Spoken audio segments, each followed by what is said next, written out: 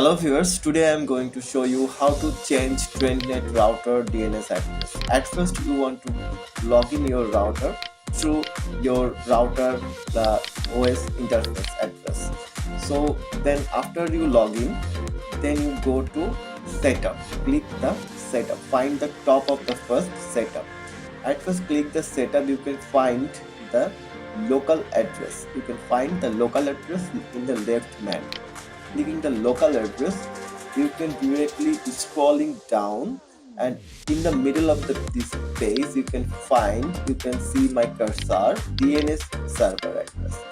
Then here you can drop your desired DNS address, or you can use default DNS address. We can use Google DNS address, or you can use cloud DNS address such as 111.1, and that's all. You can apply change and your DNS server is changed. If you like my videos, hit the subscribe button, or if you already subscribe my channel, then please hit the like button and stay tuned with my channel. Have a good day. Thank you very much. Tata. Viewers, you can also change your DNS server from the WAN interface, but it's not necessary.